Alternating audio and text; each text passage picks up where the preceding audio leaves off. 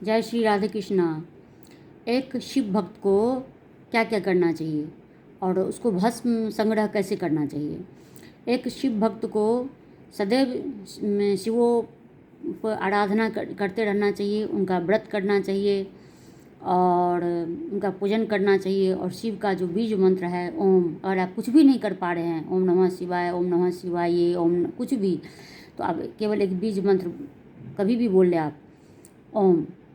शिव बाबा कहते हैं माता पार्वती से, हे उमा, वैसे तो व्रत के और मंत्र जप के बहुत नियम हैं, किंतु तुम्हें मैं एक रहस्य की बात बताता हूँ।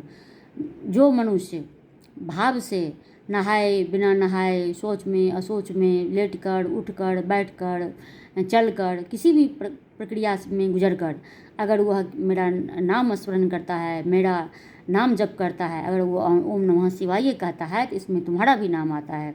और ओम नमः शिवाय कुछ भी नहीं कह पाता, केवल वो ओम का उच्चारण केवल कर ले तो भी उसे मैं प्राप्त होऊंगा, उसे सब कुछ मिलेगा, इसमें कोई भी संशय नहीं है। और साधक को चाहिए, शिव भक्त को क्या चाहिए? शिव भक्त को चाहिए कि वह अपने प्रत्येक अंग में भस्म का धारण करे। यहाँ पर कहीं भी ये नहीं लिखा हुआ है कि जो सुहागिन महिला हैं उन्हें भस्म नहीं लगाना चाहिए, जो कुमारी कन्या हैं उन्हें भस्म नहीं लगाना चाहिए, या कोई पंडित विशेष हैं या जो विशेष महात्मा हैं उन्हीं को भस्म लगाना चाहिए, ऐसा कहीं भी वर्णन नहीं है। भस्म सभी को लगाना चाहिए। भस्म दोपहर से पहले जब लगाएं तो गीला लगाएं, गीला करके यानी कि उसे जल डालकर मिलाकर लगाएं, और दोपहर के बाद जब लगाएं तो रूखा लगाएं। और भस्म को ही त्रिपुंड भी कहते हैं।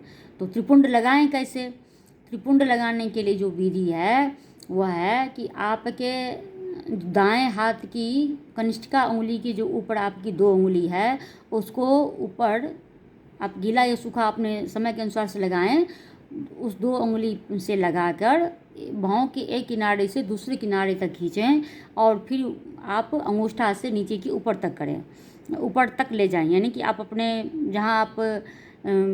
जहाँ महिलाएं सिंदूर लगाती हैं वहाँ तक खींच कर ले जाएं। तो एक त्रिपुंड एक इस तरह से हुआ।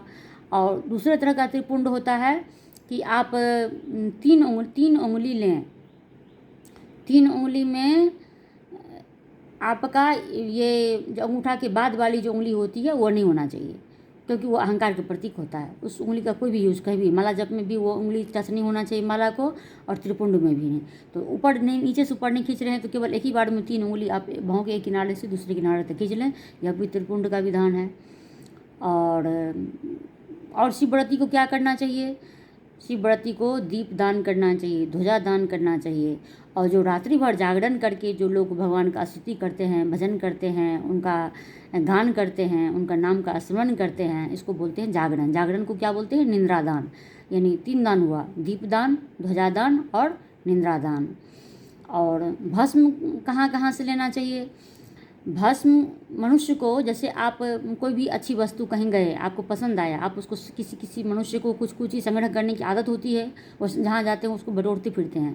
तो अगर आपको कुछ भी बटोरने की आदत नहीं है तो आप भस्म को बटोर कर रखिए। भस्म कैसे लें? भस्म का संग्रह करना चाहिए। भस्म सबसे उत्तम माना जाता है। अगर कपिला गाय हो, कपिला गाय के गोबर को अगर नीचे नहीं गिरने दिया जाए और उससे हाथ पर ही रोक लिया जाए, और उसमें अगर दुर्गंध नहीं हो तो उसे पकाकर भस्म संग्रह करके रख लें, यह सबसे उत्तम भस्म माना गया है। और दूसरा है कि शिव पूजन विसर्जन से पूर्व जो भस्म संग्रह कर लेना चाहिए, विसर्जन के बाद नहीं, क्योंकि वो उस पर चंडी का अधिकार हो जाता है। प्राय हम लोग क्या करते हैं, कहीं जाते हैं, जैसे यज्ञ हवन होता है और यज्ञ हवन हो गया, सब लोग चले गए, लेकिन हम देखते हैं कुंड में कुछ राख रहता है, तो हम समझते हैं कि यह पुण्य अच्छा चीज़ है, पवित्र है, तो हम इसको बटोर लेते हैं।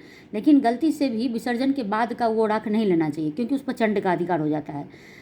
मतलब जब आप यज्ञ में लिया हुआ राख यानी भस्म आप तभी संग्रह करें जब उसका विसर्जन नहीं हुआ हो। आप वहीं, अगर आप वहीं हैं और विसर्जन अभी नहीं हुआ है तो उसी समय आप राख को रख लीजिए। अब विसर्जन अगर हो गया तो आपको वो राख, वहाँ से राख नहीं लेना चाहिए। तो अगर आप लेंगे तो फिर उसमें नेगेटिविटी जिसको बोलते हैं या चंड का उस पर अधिकार हो जाएगा।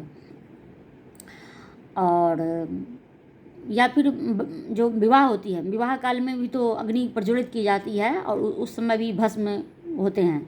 वह भस्म अगर सुगंधित है और पवित्र है, उसे भी संग्रह करके रख सकते हैं आप। जो लोग नित्य भस्म लगाते हैं, चंदन टीका लगाते हैं, तो वो तो संग्रह करते हैं ना, तो इसी तरह से आप उस भस्म को आप भस्म संग्रह करके उसको भी रख सकते हैं। और भस्म को किसी पवित्र व शुद्ध पात्र में ही रखना चाहिए, यानी कि कभी यहाँ रख दिए, कभी वहाँ रख दिए, कभी उधर रख दिए, उधर, ऐसा नहीं।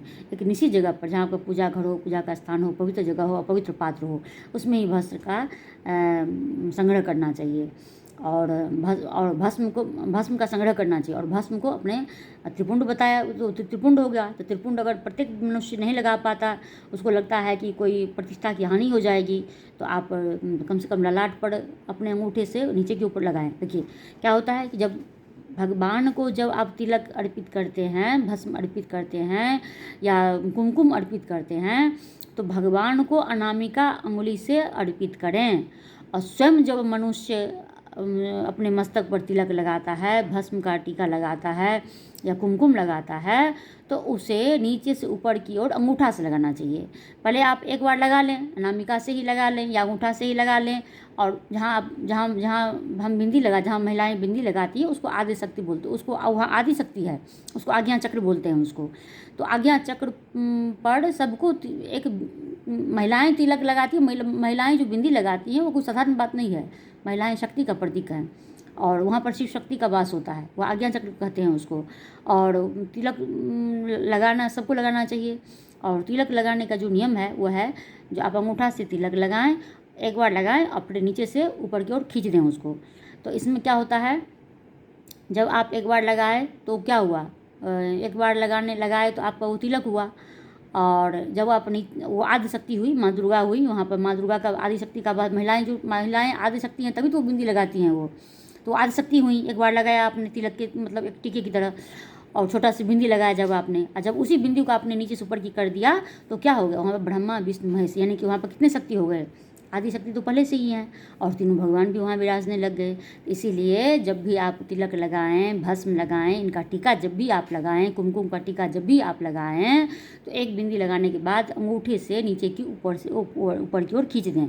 इसमें वहाँ चार भगवान आपकी रक्षा करने के लिए वहाँ पर रहेंगे। और जिस मनुष्य के मस्तक पर टीका लगा रहता है, तिलक लगा रहता है, अगर आकस्मिक उसको कोई घटना उसके साथ घट जाती है, वह मृत्यु को प्राप्त हो जाता है, उसकी आयु गई नहीं है, तो जो यमराज के जो लेखाकार हैं चित्रगुप्त, वह एक बार उसका बही पलट कर अवश्य देखते हैं कि इसका ये तिलक लगा है तो मतलब ज़रूर यह कोई सनातनी होगा, तो उसका बही पलटा जाता है। अगर आपके कर्म अच्छे हैं या आप गलती से आ गए हैं, तो आपके प्राण वायु को वापस कर दिया जाता है, आप पुनः लोक में वापस आ जाएंगे, आपकी मृत्यु तब टल जाएगी।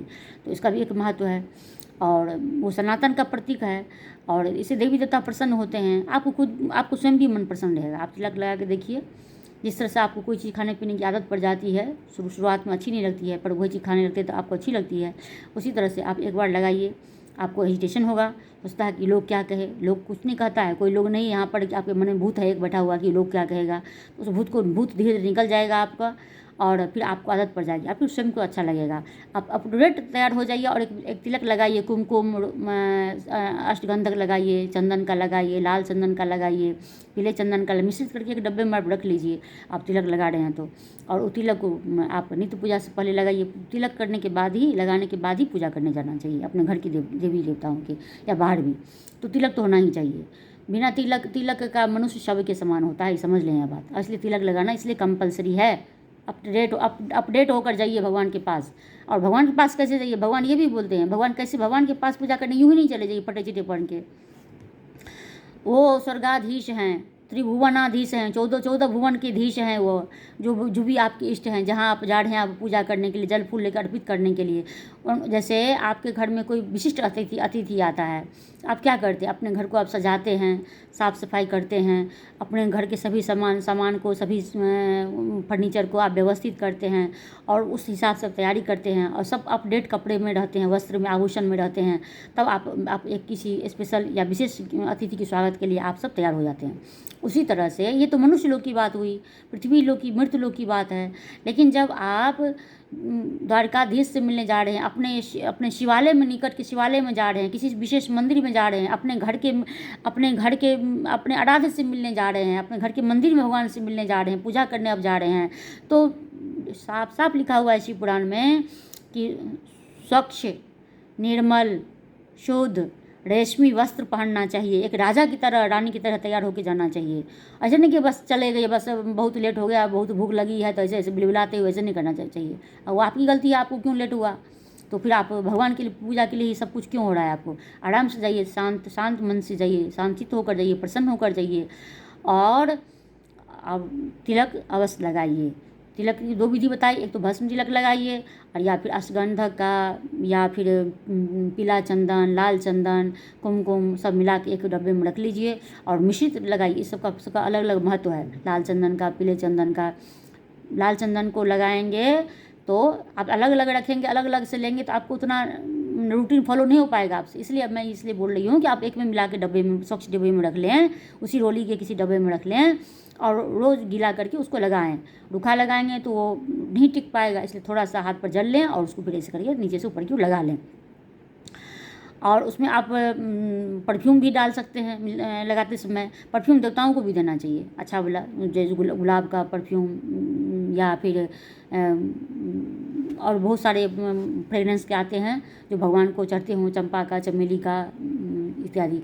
आप कमल का, सब आप जो भी आपको पसंद हो भगवान का आप ये परफ्यूम मतलब इत्र मतलब देना चाहिए भगवान को। इत्र देना चाहिए पूजा करते समय, और स्वयं भी लगाना चाहिए।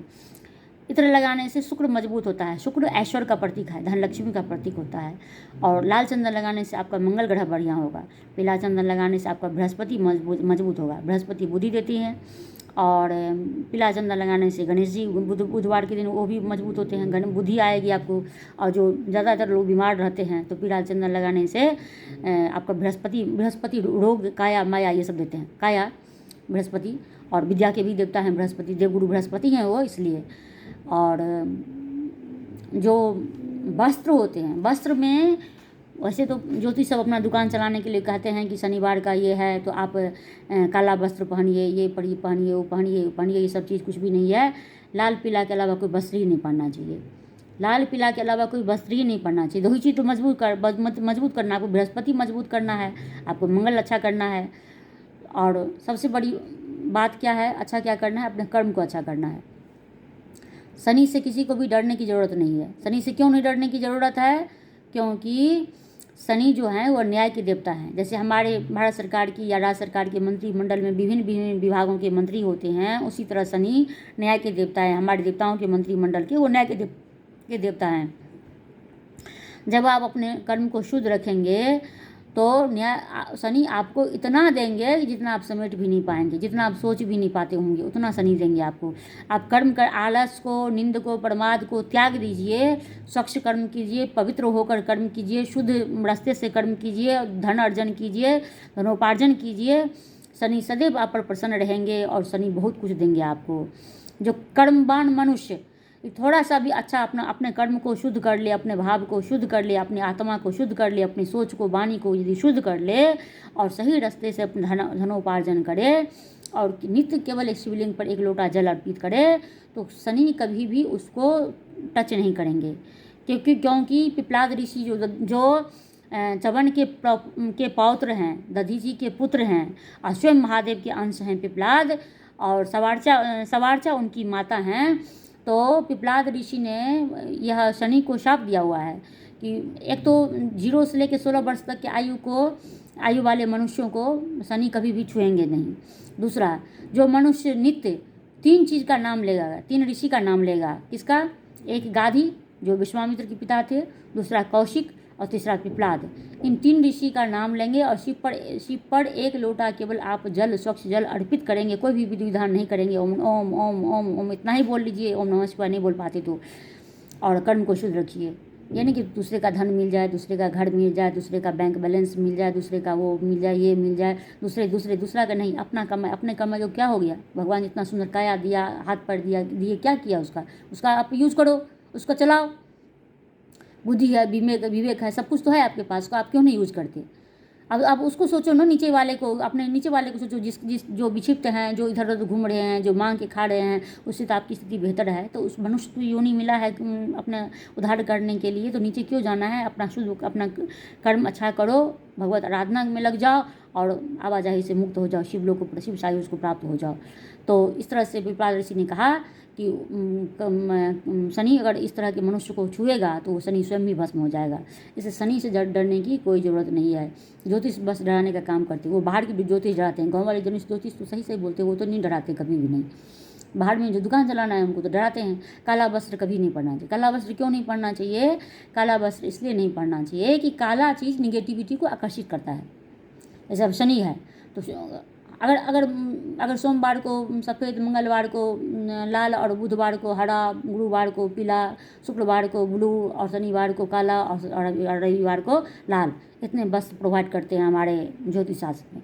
अगर ये वस्त्र पहनने से ही सब ठीक हो जाएगा तो इतना ग्रंथ क्यों बना हुआ है? वेद व्यास ने इतने सारे ग्रंथ, इतने धर्मांचलों को हमारे लिए क्यों बनाया, क्यों रचा? इतने विधि विधान क्यों है? ये शिवालय देवालय क्यों है? देवी देवताओं की मूर्तियाँ क्यों हैं? हम सनातनी क्यों हैं? क्यों इतना फिर भी पापों का भोग क्यों भोग रहे हैं हम? सब इतना करने के बाद अगर वस्त्र पहनने से अगर सब कुछ निपट जाता तो फिर तो प्रत्येक मनुष्य दुनिया में सुखी होता। ऐसा तो नहीं हो रहा है। इसलिए लाल और पीला, क्योंकि माँ भगवती को लाल पीला दो ही वस्त्र पसंद हैं, इसलिए मनुष्य को भी यही दो वस्त्र धारण करना चाहिए। और काला तो बिल्कुल भी नहीं। बाकी अन्न पहन सकते हैं आपकी इच्छा अनुसार, लेकिन काला वस्त्र से दूर रहना चाहिए मेरे विचार से। आपकी जो इच्छा वो करें आप। तो ये हो गया। और अभी अब मैं ये हो गया। और वैवाहिक अग्नि का भस्म भी सुगंधित हो तो वो आपको संग्रह करना चाहिए। और भस्म को किसी पवित्र या शुद्ध पात्र में रखना चाहिए, ये मैं आपको बता दी। और इसे भस्म इतना पवित्र चीज़ है जो उसे किसी भी अपवित्र हाथ में नहीं देना चाहिए। मतलब आपका हाथ थोड़ा सा पवित्र हो, मतलब झूठा नहीं हो, आप किसी भी तरह से गंदे नहीं हो। मतलब जैसे पूजा की कोई सामग्री हम छूते हैं तो हस्त को प्रक्षालन कर लेते हैं, उसी हस्त प्रक्षालन, हाथ शुद्ध होना चाहिए, तभी आप भस्म लेना चाहिए। हर किसी को भस्म नहीं देना चाहिए। और भस्म को कभी भी हाथ नीचे के अंग यानी कमर से नीचे के अंग, पैर से, अंगूठे से, इस तरह से नहीं छूना चाहिए। और भस्म जो है, भस्म बहुत बड़ा धन है। जैसे आप धन को सहेज कर, बटोर कर और लॉक लगा के रखते हैं, उसी तरह से भस्म को भी, तिलक चंदन को भी पवित्र से, बढ़िया से और सहेज कर रखना चाहिए। धन संग्रह की तरह करके रखना चाहिए। और जब जो शिव भक्त पूजा करते हैं, जैसे शिवरात्रि का पूजा करते हैं या त्रयोदशी का पूजा करते हैं, चतुर्दशी करते हैं, मासिक जो व्रत करते हैं, तो ऐसे ही हम लोग तो बस ज़्यादा अधिकतर लोग वही हैं जो शिवरात्रि में भी भर दिन पूजा में रहते हैं। और वैसे हमारे मारवाड़ी लोग तो कुछ अलग ही हैं, बहुत ज़्यादा सोफिकेस्ट हैं वो लोग, भर दिन खाते ही रहते हैं, निसंदा नमक डाल के, तो वो नहीं करना है। नमक सर्वथा वर्जित है। शिव भक्त को तो नमक खाना ही नहीं चाहिए। अगर आप नमक खाते भी हैं तो समुद्री नमक नहीं खाना चाहिए, सेंधा नमक खाना चाहिए। शिव पुराण में लिखा हुआ है ये बात। और अगले दिन ब्राह्मण भोजन करना चाहिए। ब्राह्मण भोजन करने में उन्हें मुख शुद्धि के लिए तांबूल या अन्य कोई भी मुख शुद्धि की जो सामग्री है उन्हें अवश्य देना चाहिए और दक्षिणा अवश्य देना चाहिए। उसके बाद स्वयं भोजन करना चाहिए। तो इस तरह से दक्षिणा करके और ब्राह्मण भोजन कराने के बाद व्रती को व्रत का पालन करना चाहिए। तो इतनी सारी जानकारी मैंने आपको भस्म के, तिलक के बारे में दी और भस्म की महत्ता बताई। और मैं अपनी वाणी को विराम देती हूँ। और आपको ये जानकारी अच्छी लगी तो प्लीज़ मेरे YouTube पर शिव परिवार धर्म चैनल को सब्सक्राइब कर दीजिए, लाइक कीजिए, कमेंट कीजिए, शेयर कीजिए, बेल आइकन को प्रेस कीजिए ताकि आपको नोटिफिकेशन मिले। और फेसबुक पर संजना झा को फॉलो कीजिए, वहाँ भी कमेंट कीजिए, लाइक कीजिए, शेयर कीजिए। प्लीज़ लाइक कीजिए, सब्सक्राइब कीजिए और शेयर कीजिए। धन्यवाद। हर हर महादेव। शिव शिव। जय माँ दुर्गा।